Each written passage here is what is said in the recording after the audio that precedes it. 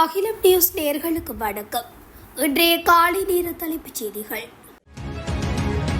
அஸ்வசும திட்டத்தில் தங்களது தகவல்களை சரியான நேரத்தில் புதுப்பிக்க தவறியதால் அந்த நன்மைகளை இழக்கும் அபாயத்தை எதிர்கொண்டுள்ளதாக எச்சரிக்கை விடுக்கப்பட்டுள்ளது. குறித்த விடயத்தை நலன்புரி நன்மைகள் சபையின் தலைவர் நிமால் கொடவளகெதர தெரிவித்துள்ளார். இது தொடர்பில் அவர் மேலும் தெரிவிக்கையில், அஸ்வசும திட்டத்தின் கீழ் ஒரு பயனாளி தெரிவு செய்யப்பட்டால் அவர் 12 மாத காலத்துக்கு தடையின்றி கொடுப்பனவுகளை பெறுவார். அதன் பின்னர் அந்த பயனாளி அடுத்த 12 மாத சுழற்சிக்கு தகுதியானவரா என்பதை தீர்மானிக்க வேண்டாத மீளாய்வு செய்யப்படுவது கட்டாயமாகும். மக்களின் வாழ்விடங்கள் மற்றும் வாழ்வாதார நிலங்களுக்கான ஆவணங்கள் இல்லை என்பதை காரணம் காட்டி அக்காடுகளை விடுவிக்க வனவள திணைக்களம் மறுப்பு தெரிவிப்பதை எவ்விதத்திலும் ஏற்றுக்கொள்ள முடியாது என வடக்கு மாகாண ஆளுநர் வேதநாயகே தெரிவித்துள்ளார். அத்துடன் மாவட்ட செயலகத்தால் பரிந்துரைக்கப்படும் காடுகளை வனவள திணைக்களம் முழுமையாக விடுவிக்க வேண்டும் எனவும் அவர் மேலும் சுட்டிக்காட்டினார். இலங்கையில் வரி செலுத்துவோருக்கு உள்நாட்டு இறைவரி திணைக்களம் விசேட சலுகை திட்டம் ஒன்றினை அறிமுகப்படுத்தியுள்ளதாக தகவல் வெளியாகியுள்ளது. அதன்படி தமது வரி பொறுப்புகளை துல்லியமாகவும் தொடர்ச்சியாகவும் நிறைவேற்றும் வரி செலுத்துவோரை கௌரவிப்பதற்காக வரி செலுத்துவோர் வரப்பிரசாத அட்டை திட்டத்தை உள்நாட்டு இறைவரி திணைக்களம் ஆரம்பித்துள்ளது. இந்த திட்டமானது தனிநபர் வரி செலுத்துவோர் தாமாக முன்வந்து வரி செலுத்துவதை ஊக்குவிப்பதையும் வரி ஏய்ப்பை குறைப்பதையும் முதன்மை நோக்கமாக கொண்டுள்ளது. அத்தோடு நாட்டிற்கு அதிக பங்களிப்பு வழங்கும் வரி செலுத்துவோருக்கு உரிய அங்கீகாரத்தை வழங்குவதும் இதன் இலக்காகும் என சுட்டிக்காட்டப்பட்டுள்ளது. கிளிநொச்சி அறிவியல் நகர் பகுதியில் 2 சிங்கள மாணவர்கள் குஷ்வாகை போதைப் பொருளுடன் கைது செய்யப்பட்டுள்ளனர். குறித்த கைது நடவடிக்கையானது நேற்று மேற்கொள்ளப்பட்டுள்ளது.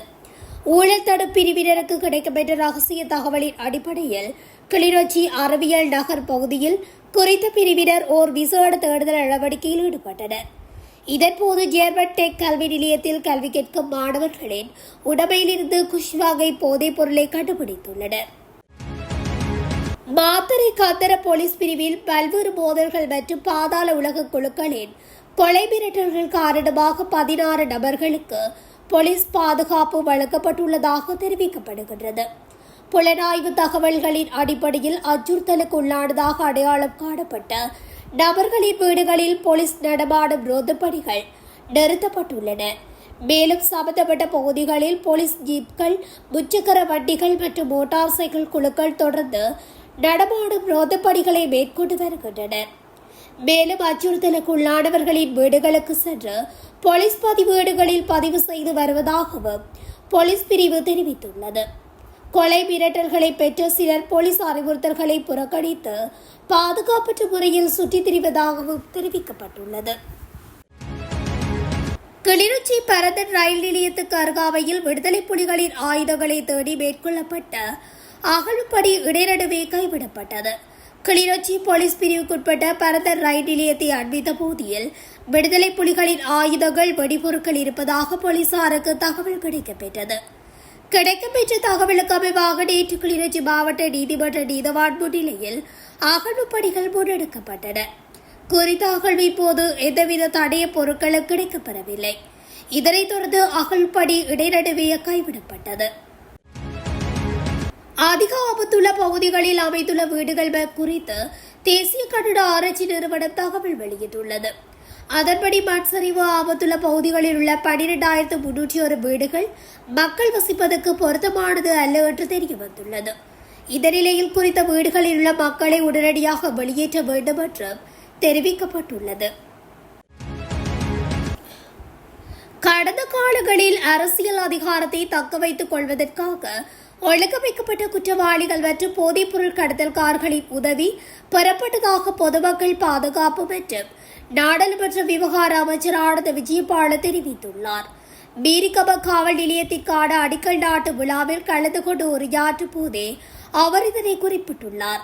இதன்போது மேலும் கருத்து தெரிவித்த அவர், இந்த குற்ற செயல்கள் ஒரு குறிப்பிட்ட திசையிலே வளர்ச்சியடைந்துள்ளன. அரசியல் ஆதரவுடனேயே பாதாள உலக செயற்பாடுகளும் போதைப்பொருள் கடத்தலும் விரிவடைந்தன.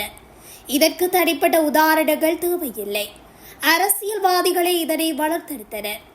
ஆட்சி அதிகாரத்தை தக்கவைக்க பாதாள உலகத்தையும் ஒழுக்க வைக்கப்பட்ட குற்றவாளிகளையும் அவர்கள் பயன்படுத்திக் கொண்டனர். போதைப்பொருள் மூலம் ஈட்டப்பட்ட பணம் இதற்காக பயன்படுத்தப்பட்டது. சில அரசியல் கட்சிகளின் கூட்டங்களை ஒழுங்க வைக்கும் பணிகளுக்கு பாதாள உலகத்தினர் பயன்படுத்தப்பட்டவை தற்போது அம்பலமாகியுள்ளது. நார்வுட்டில் வீட்டு சமையல் எரிவாயு கொள்கலன்களை அதிக விலைக்கு விற்ற எரிவாயு விற்பனை முகவருக்கு எதிராக ஹட்டன் நீதவான் நீதிமன்றத்தில் ஊடாக சட்ட நடவடிக்கை எடுக்கப்படும் என நுவரெலியா மாவட்ட நுகர்வோர் சேவைகள் அதிகார சபையின் தலைமை விசாரணை அதிகாரி ரவீந்திர கதுஹின்ன தெரிவித்துள்ளார்.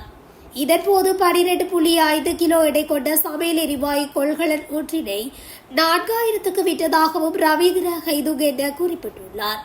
அத்துடன் கடையில் பதுக்கி வைத்திருந்த வீட்டு சமையல் எரிவாயு கொள்கலன்களை நுவரெலியா மாவட்ட நுகர்வோர் விவகார அதிகார சபை அதிகாரிகளும் இணைந்து முன்னெடுத்து சுற்றி வளைப்பில் இந்த எரிவாயு கொள்கலன்கள் மீட்கப்பட்டு நீதிமன்றம் முன்னாக சட்ட நடவடிக்கை எடுக்க உள்ளன.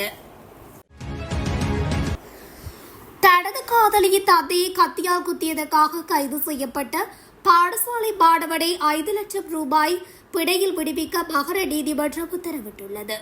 தற்போது நடைபெற்று வரும் ஓயல் பரீட்சைக்கு தோற்றும் கலடியைச் சேர்ந்த 16 வயது மாணவனே இவ்வாறு பிணையில் விடுவிக்கப்பட்டார். குறித்த மாணவன் தனது பாடசாலையில் ஒரே வகுப்பில் படிக்கும் மாணவியுடன் காதல் உறவை ஏற்படுத்தியிருந்தார். இருவரும் கலடி பகுதியைச் சேர்ந்தவர்களாகும். பாடசாலை செல்லும் மாணவர்கள் என்பதால் உறவை முறித்துக் கொள்ளுமாறு மாணவியின் தந்தை மாணவனிடம் கோரிக்கை விடுத்துள்ளார். இதனால் ஏற்பட்ட வாக்குவாதத்தை தொடர்ந்து மாணவன் மாணவியின் தந்தையை கத்தியால் குத்தியதாக தெரிவிக்கப்படுகின்றது. இலங்கை வெளிவிவகார அமைச்சர் விஜித ஹேரத் 2 நாள் உத்தியோகபூர்வ விஜயத்தை மேற்கொண்டு வியாழக்கிழமை ஜெர்மனிக்கு பயணம் செய்ய உள்ளார். ஜெர்மன் ஆசிய பசிபிக் வணிக சங்கம் மற்றும் அதன் பிரமிட் அத்தியாயம் விடுத்த விசேட அழைப்பின் பேரில் இந்த விஜயம் அமையவுள்ளது. ஆசிய பசிபிக் வணிக சங்கத்தின் பிரேமெட் அத்தியாயத்தின் 125 ஆண்டு நிறைவு விழாவில் ஆசிய பிராந்தியத்தின் சார்பில் கௌரவ விருந்தினராகவும் முதன்மை பேச்சாளராகவும் அமைச்சர் விஜித ஹேரத் பங்கேற்க உள்ளார். இந்த விஜயத்தின் போது ஜெர்மனிய அரசின் உயர்மட்ட அமைச்சர்கள் மற்றும் அதிகாரிகளை சந்தித்து இருதரப்பு உறவுகள் குறித்து அவர் கலந்துரையாட உள்ளார். குறிப்பாக வர்த்தக மேம்பாடு மற்றும் இலங்கையர்களுக்கான வெளிநாட்டு வேலைவாய்ப்பு வசதிகளை பெற்றுக்கொள்வது தொடர்பாக இச்சந்திப்புகளில் அதிக கவனம் செலுத்தப்பட உள்ளது. இலங்கை மின்சார சபையின் தொழிற்சங்கங்கள் இன்று அடையாள படிப்புறக்கணிப்பு போராட்டம் ஒன்றை முன்னெடுக்க உள்ளதாக அறிவித்துள்ளன. இன்று நண்பகல் 12 மணி முதல் மாலை 6 மணி வரை 6 மணி நேர அடையாள படிப்புறக்கணிப்பு போராட்டத்தில் ஈடுபட உள்ளதாக தெரிவிக்கப்பட்டுள்ளது. தமது கோரிக்கைகளை வலியுறுத்தி இந்த தொழிற்சங்க நடவடிக்கை முன்னெடுக்கப்படுவதாக மின்சார சபையின் தொழிற்சங்கங்கள் தெரிவித்துள்ளன. குறித்த போராட்டம் காரணமாக மின்சார சபையின் நாளாந்த சேவைகள் மற்றும் பராமரிப்பு பணிகளில் பாதிப்புகள் ஏற்படக்கூடும் என எதிர்பார்க்கப்படுகிறது. இலங்கையில் அரசு சேவைகளை டிஜிட்டல் மயமாக்கும் செயற்பாட்டிற்கமைய இந்த ஆண்டு இறுதிக்குள் டிஜிட்டல் அடையாள அட்டையை பொதுமக்களுக்கு வழங்குவதற்கான அனைத்து ஏற்பாடுகளும் செய்யப்பட்டுள்ளதாக டிஜிட்டல் பொருளாதார பிரதி அமைச்சர் ஏரக வீரரத்ன தெரிவித்துள்ளார். இலங்கையின் டிஜிட்டல் மாற்றம் மற்றும் 2026ஆம் ஆண்டுக்கான திட்டமிடப்பட்ட எதிர்கால மேம்பாட்டு திட்டங்கள் குறித்த ஊடகவியலாளர் சந்திப்பில் நேற்று இதனை தெரிவித்துள்ளார். இந்த ஆண்டு இறுதிக்குள் ஒரு தனிநபரின் அடையாளத்தை 100% துல்லியத்துடன் சரிபார்க்கக்கூடிய டிஜிட்டல் அடையாள அட்டையை பொதுமக்களுக்கு வழங்குவதற்கான அனைத்து ஏற்பாடுகளும் செய்யப்பட்டுள்ளன. பொது பாதுகாப்பு அமைச்சர் ஆனந்த் விஜயபால மற்றும் பிரதி அமைச்சர் சுனில் வெட்டகல ஆகியோருக்கு விடுக்கப்பட்ட கொலை மிரட்டல்கள் குறித்து குற்றப்புலனாய்வு திணைக்களம் விசாரணை தொடங்கப்பட்டுள்ளது. அவிசாவளி போலீஸ் பிரிவில் இருந்து கிடைத்த புலனாய்வு தகவலின் அடிப்படையில் இந்த விசாரணைகள் தொடங்கப்பட்டுள்ளதாக தெரிவிக்கப்படுகின்றது. போலீஸ் ஊடக பிரிவில் நேற்று நடைபெற்ற சிறப்பு ஊடகவியலாளர் சந்திப்பில் பங்கேற்ற போலீஸ் ஊடக பேச்சாளர் உதவி போலீஸ் அத்தியட்சகர் எஃப்யூ உட்லர் இந்த தகவலை வெளியிட்டுள்ளார். போலி மோதிரத்தை வைத்துவிட்டு 50,000 ரூபாய் பெறுமதியான தங்க மோதிரத்தை நூதனமான முறையில் திருடி சென்ற சம்பவம் நேற்று இடம்பெற்றுள்ளது. தலவாக்கலை நகரில் உள்ள நகைக்கடை ஒன்றில் இந்த மோசடி இடம்பெற்றுள்ளது. இனம் தெரியாத நபர் ஒருவர் நகை வாங்குவது போல் குறித்த கடைக்குள் நுழைந்துள்ளார். அங்கு வைக்கப்பட்டிருந்த பல்வேறு நகைகளை பார்த்து கொண்டிருந்த குறித்த நபர் கடையின் உரிமையாளரின் கவனத்தை திசை திருப்பி தன்னிடம் இருந்த போலி மோதிரம் ஒன்றை காட்சி பெட்டிக்குள் வைத்துவிட்டு அங்கிருந்த தங்க மோதிரத்தை மிகவும் லாபகரமாக திருடி மறைத்துக் கொண்டுள்ளார். சிறிது நேரம் நகைகளை பார்வையிட்ட குறித்த நபர் வேறொரு நாளில் வந்து நகைகளை கொள்வனவு செய்கின்றேன் என கூறிவிட்டு அங்கிருந்து சென்றுள்ளார். அவர் சென்ற பின்னர் உரிமையாளர் நகைகளை எண்ணி பார்த்தபோது ஒரு மோதிரம் மாற்றப்பட்டிருப்பதைக் கண்டு அதிர்ச்சி அடைந்துள்ளார். இதனையடுத்து கடையில் பொருத்தப்பட்டிருந்த கண்காணிப்பு கேமரா காட்சிகளை பரிசோதித்த போது அந்த நபர் போலி மோதிரத்தை வைத்துவிட்டு தங்க நகையை திருடிச் சென்றது உறுதி செய்யப்பட்டது.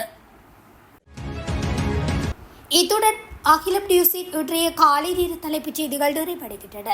தொடர்ச்சியாக செய்திகளை அறிந்து கொள்ள அகிலம் நியூஸ் ஊடகத்துடன் இணைத்திருங்கள். நன்றி, வணக்கம்.